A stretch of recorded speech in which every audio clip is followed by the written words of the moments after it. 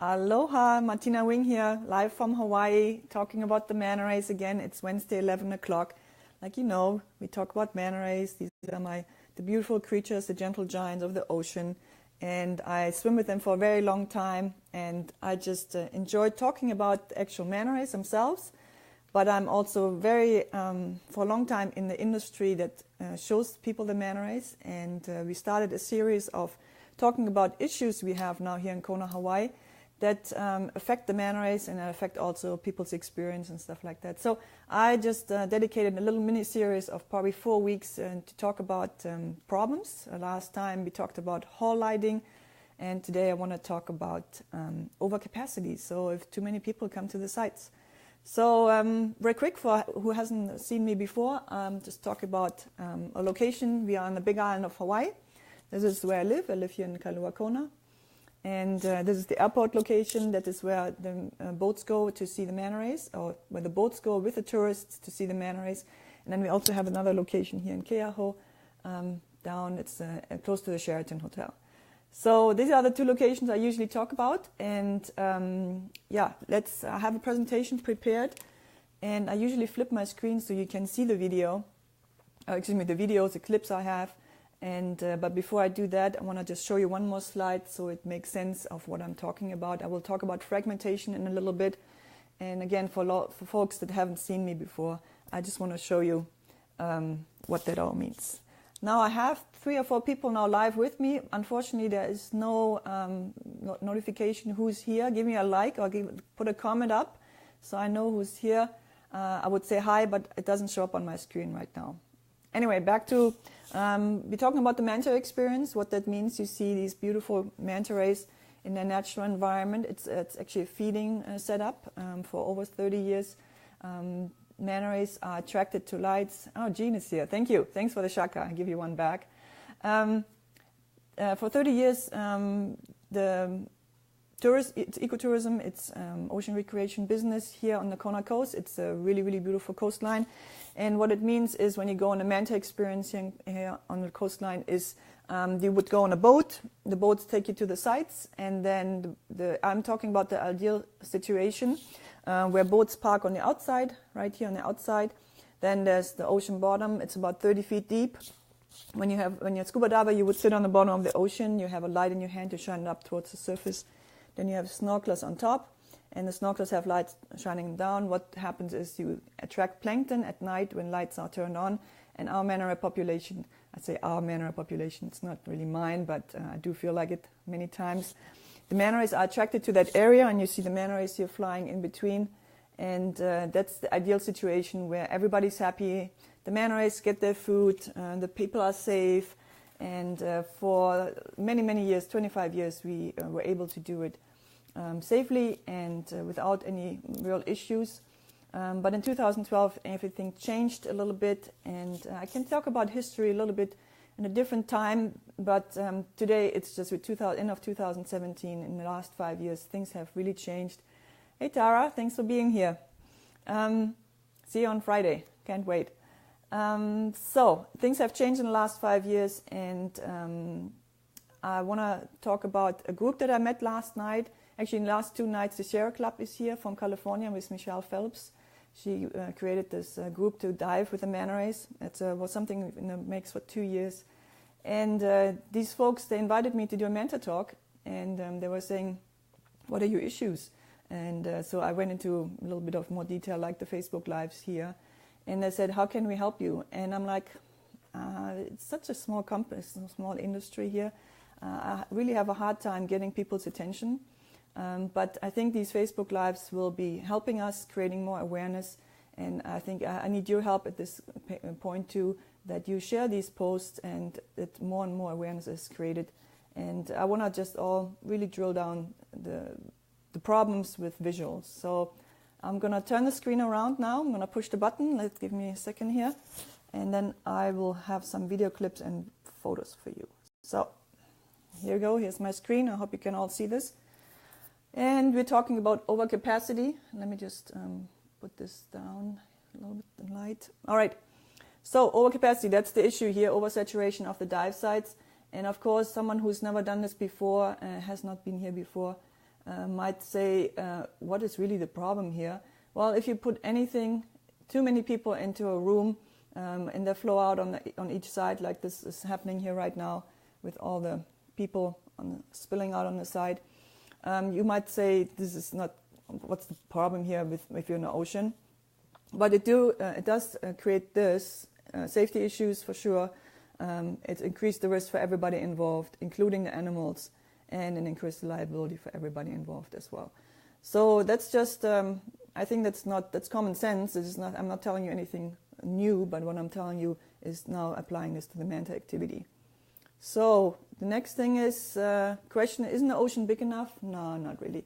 Like I just explained, the situation with the central viewing area, everything together, that's the ideal situation, and it can take, it's a certain space, it can take only so many people. Alrighty, so then problems that we have, when too many people come to the dive site, actually the parking spaces for the boats are gone. I mean, people just park there, and then you have more boats coming to the site, and just too many people around. The boats are driving around the site and still dropping people in. And hey Ed, how are you doing? This is great. Thanks for being here. So boats driving around the dive site, and then the propellers are running around the Manta Rays, and people. I have video for that in a second. Another issue is when too many people. Ellen, nice. Thank you for being here too. Anchoring on the reef could be a no-brainer too, but in this case, actually my screen should be a little higher. Let me just change my camera here quick. Anchoring on the reef, when you cannot find a parking space, you want to park, you just drop an anchor on the reef. Not cool. Fragmentation of the viewing area, I'm going to get to this in a second, but it means we don't have one viewing area, we have 5, for example. And then, what also happens is people are unhappy. It just doesn't work if you have too many people in one space. And there has been a really nasty situation over the years where, people scream at each other, so these are the main problems that overcapacity is caused here at the Manta Ray in experience. And to show you some video how this actually looks like, hold on, I'm trying to get there. I found a video, Paul Okamura posted that a year ago, something like that. But I'll give you an idea how it looks like when you have too many boats at the side. Oh, I just want to show you how many boats are there. This is a really cool time lapse. What you see here in the background is the dive site where the boats are parking. It's before sunset, and boats and more boats are coming in, more boats. Now it's getting dark, we're preparing for the actual activity. Don't be distracted by the lights in the background. This is airplanes coming in. And so boats are going in and out, and eventually at 3 hours later, one boat leaves the site. Okay, so this was a pretty fast video. Just want to show you this actually one more time. So it's sunset, boats are at the site, more boats are showing up. It gets dark, the activity takes place, but this is a lot of boats. It is at least 20 boats at this point. I haven't even counted it yet. Yeah. And some people park, some people have them on the mooring, some people drop anchor, some people lifeboat. Yep, this is how it looks like when we have a lot of boat at the site. I was out last night in Keaho. I think I counted 21 boats last night. So yeah, this is how it looks like. I'm trying to get to the presentation. Yeah, so I want to give you an idea how it looks like when we have 20 boats at the site. All right, so the next thing I want to show you is what the numbers actually, what does that mean when you have 20 boats out there? So some boats have capacity of like 6 people only, plus a crew member, so that would bring 7 people to the site. Some boats have capacity of 12, some people have 15, 20, and the most is in Keaho. Yeah, crazy, that's crazy. And then some boats have 25, the capacity of 25. It's only one boat, but even if you have a capacity of 20, that's plenty. And if you count these all together, it equals really at least 400 people in the water. And I did make a record night where we had 31 boats. We had 500 people on the boat. 500 people in the water. It's just I mean, it's insane. And all around, we're in the ocean at night with big fish and moving propellers, moving parts around us. So it's not cool. I believe that the balance is 200 people, but 400 to 500, I mean, we're double the size. And unfortunately, the industry is not regulated, so there is nothing coming up until 2019. Even if I hope that the state gets their stuff together, I'm going to do a different Facebook Live about this. But this is a lot of people. All right. So now I wanted to go in to show you another visual. Thanks to Jonathan David, he took some aerial photography footage, drone footage of the side. What you see in the background is the Sheraton Hotel, and these are boats. So we're going to fly over the boats. We sped up a little bit, so maybe a little jerky, the footage, and sometimes he turns the drone pretty fast. Hope you don't get seasick. But the idea is to show you there's a boat. You see how people are here in the water. They're holding on to a surfboard, and they're holding on, so everybody's organized. But see how many boats are there, how many people are in the water. And yeah, I mean, that speaks for itself. The camera's going to continue now. Go over here. See how big the site is now? Yeah, the ocean is big enough for so many people, but not for the Manta experience. It needs to be one viewing area, so you actually get something out of this. I think if we watch this video footage a little longer, and sorry about this turning, but we want to give you an idea how it looks like from all the way here, all the way to the other side. People are with their boats. Yeah, and I'm not going to show you that again. I got seasick watching it, but it's just the aerial footage that I had available. But I'm going to go to the next picture. It gives you an idea again. It's the same. It's the Sheraton Hotel. I was taking this picture from the Sheraton. It was actually the end of 2014, I think I took this picture. So we have this problem for a long time. There's a boat here with lights, boat here, here, here. Now, if you spend your hard-earned money coming to Hawaii doing this, yeah, it's insane. There it is. All these... you spend all this money to come here to Hawaii, and then you might end up on this boat over here, whoever it is, it doesn't really matter. And I really remember that night is we had 3 Manta Rays. I think we had 31 boats. This was the night with, my screen just tore off. I need help, Michelle. Hold this. Come on. I'm sorry about this, guys. Now I have 9 people watching, and you guys all see my screen falling off. Oh, well, this is live. All right, so on that particular night, Daniel, thank you for joining. So on this particular night, we had 30 boats, or 27 boats, and we had 3 Manta Rays. So imagine you are on one of these boats, and the 3 Manta Rays, maybe one was here, one Manta Ray was here, and it did these different campfires. But it all, you maybe be on this boat. You didn't see a thing. You spend $120 for actual activity, snorkeling, probably more if you would be diving, and you see nada. It's just crazy. So we call this fragmentation, overcapacity caused fragmentation, because everything is just spilling over and all over the place. All right, now that problem. Lifeboating. Now imagine you're snorkeling, you're enjoying the marine life, and this is a pretty short clip, so I'm gonna probably play it twice. But you see here how there's the snorkelers, and there's a boat, and there's just the propeller running. Okay, I'm going to do this again. This is the snorkelers, and this guy just had to leave while we are in the water. And yeah, I had also people running over me with a boat, and we have all kinds of situations on file where people are just careless about this. It's the captains. Captains want to go home. That's the only explanation I have for this. All right, and then I have one more video where, yeah, Gina, I agree. The insanity has to stop, It's like, I have some information about that. I'm happy to talk about this in a different Facebook Live. I think it's will be too much for this particular one. But I know that the state is working on it. That doesn't mean it's happening, really. It's just there's so much that needs to be done. Alrighty, so another problem that is caused is divers sitting on the reef.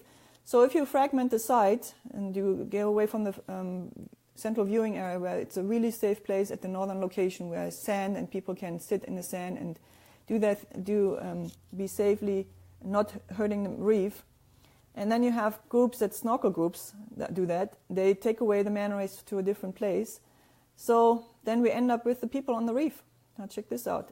This is not cool either. You know, so one causes the other thing to happen.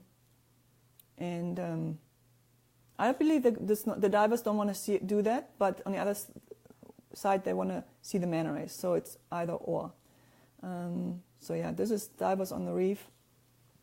And then I have another problem. Anchoring on the reef. Yep, this is when an anchor sits on the reef, right on beautiful coral. We've tried to tell the DLNR, that's the department that is in charge of this, and we had a case filed, got dismissed because of a technicality. Then you're almost like, you put your hands in the air and you're like, I don't want to swear on this Facebook Live, it's just not cool. But we try all kinds of things over the years, and now it's just time to just tell everybody how it's really behind the scenes. Yeah, and the last one is injury to manta rays. I hope you can see that. It looks a little white on my screen right now, but this is our most seen manta ray, Koi. And in 2014, she was actually tied up into an anchor line. So someone dropped an anchor, the manta ray was underneath, or flew into it, or swam into the line, got so freaked out and tied itself up into the line, and then it was suffocating on the ground. And then we were so lucky, my husband Jim was there and was able to free her of this line. But what you see here is the injury. It's right here, really, really bloody. It's just awful. Okay, so I'm going to release Michelle from holding up the screen. I'm going to turn this camera back around, just a second. And thanks for being patient with me. It's fine now. Now it's holding up again. Yeah. Okay, guys. So this is about problems overcapacity, oversaturation causes, and I hope you will help me to continue the awareness about this. If you put any kind of questions into the comment sections, I will continue to, of course, always answer the questions. And maybe you have questions particularly. Maybe I do a Facebook Live with answering the question what we've done so far, and do a Q&A with that. It's just I don't want the Facebook Lives to be too long and to talk too much, and you guys all have your precious time. But I will continue. Sylvester is here too. I like it. Thank you. This seems to be really resonating with the people that like my Facebook or my stuff that I'm doing here. That's the most likes and most attention I've had, and I'm so glad. I think I'm really on the right path to bring more awareness about our situation out here. I really love the manta rays. I love the manta experience. I'm in it for so long, and I don't want this to stop. And so help me out. Leave a comment, leave a question, share this post, like our Facebook Live, like this post, whatever you can do to spread the word. And I will be back next week with Facebook Live, and then I'm going to dive a little bit deeper into another issue or different issue. All that has to do with the manta ray experience that are just not right. So let's see what Daniel is saying. Sad to see that tourism does this, and we have been a part of it. Really love the mantas. Yeah, I know. This is just Mike, Tara. We love that you have a major protector of these mantas. Yeah.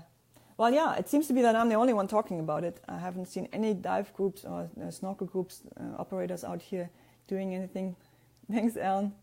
Yeah, there has to be a healthy balance between viewing this with safety and other considerations, all together.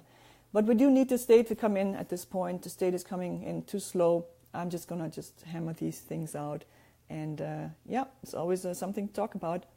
So I'm going to let you go, guys. Thank you for listening. I'm going to be back next week, continuing on this path. And come back if you watch this later. And leave me a comment, leave me a like. Share this post, create more awareness. A lot of things are not right here at the Manta Experience. Thanks, Daniel. Thanks, Jean. Thanks, Alan. And I'll see you later. Thank you so much for being here with me. Bye-bye.